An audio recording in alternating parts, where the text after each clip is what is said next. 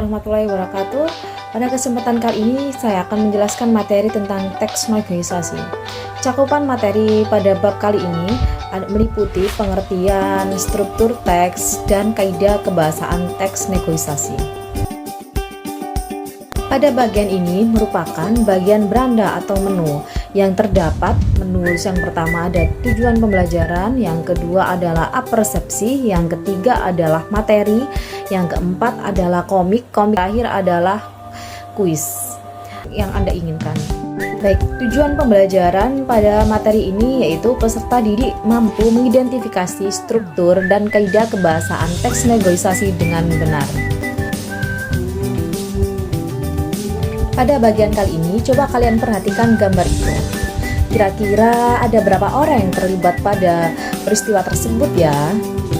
Kemudian, apa kira-kira yang sedang mereka lakukan? Apakah terjadi sebuah tawar-menawar antara kedua orang tersebut jika melihat dari apa yang sedang dikenakannya? Coba kalian amati terlebih dahulu. Ketika kalian sedang mengamati dan berpikir kritis terhadap gambar tersebut, kalian bisa menyimpulkan tentang apa itu teks negosiasi. Baik, setelah kalian berpikir kritis tentang gambar tadi, kira-kira apakah kalian sudah bisa menyimpulkan apa itu teks negosiasi?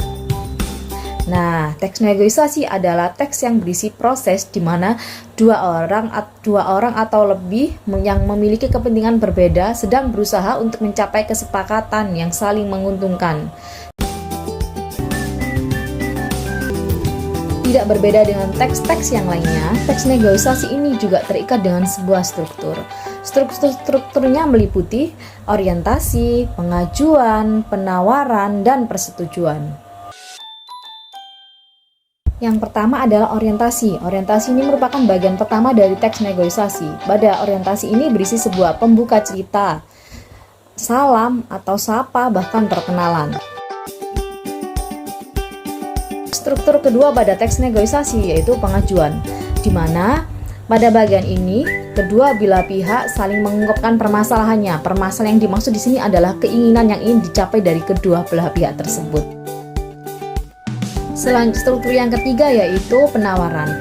Bagian ini merupakan puncak dari negosiasi karena pada bagian ini berisi tawar-menawar atau negosiasi antara kedua belah pihak tersebut. Dan yang terakhir adalah persetujuan. Pada bagian ini berisi kesepakatan atau persetujuan antara dua belah pihak atau lebih untuk mencapai kesepakatan yang diinginkan. Selain terikat dengan struktur, teks negosiasi juga terikat dengan kaidah kebahasaan. Kaidah kebahasaannya yang pertama adalah kalimat persuasif, yang kedua adalah kalimat langsung, yang ketiga adalah kalimat deklaratif, selanjutnya adalah kalimat efektif, dan yang terakhir adalah kata ganti atau pronomina. Ini saya akan menjelaskan kaidah kebahasaan yang pertama, yaitu kalimat persuasif. Kalimat persuasif adalah kalimat yang bersifat untuk mengajak, membujuk, atau meyakinkan pihak lain.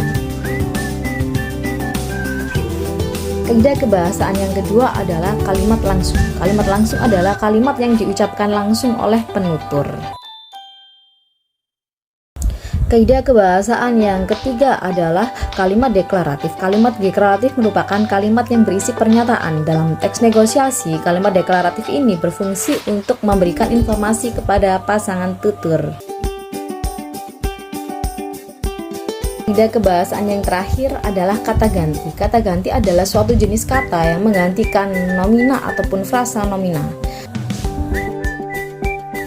Baik, untuk kaidah kebahasaan selanjutnya adalah kalimat efektif, di mana kalimat efektif dalam teks negosiasi ini yang dimaksud adalah kalimat yang mudah dipahami oleh mitra tutur.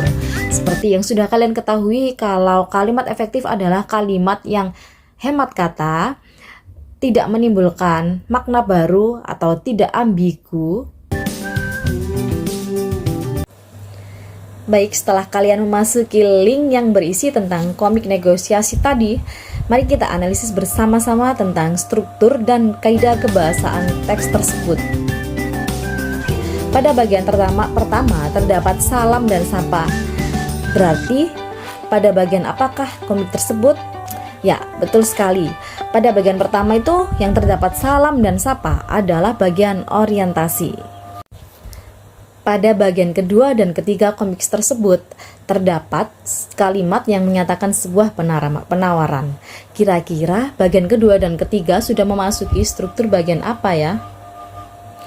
Ya, betul sekali. Bagian kedua dan ketiga pada komik tersebut sudah memasuki struktur penawaran. Pada bagian keempat terdapat dialog dari CV Benang Raja yang menyatakan kalau dia meyakinkan mitra tuturnya yaitu PT Indah Bordir. Berarti di situ merupakan kalimat persuasif ya.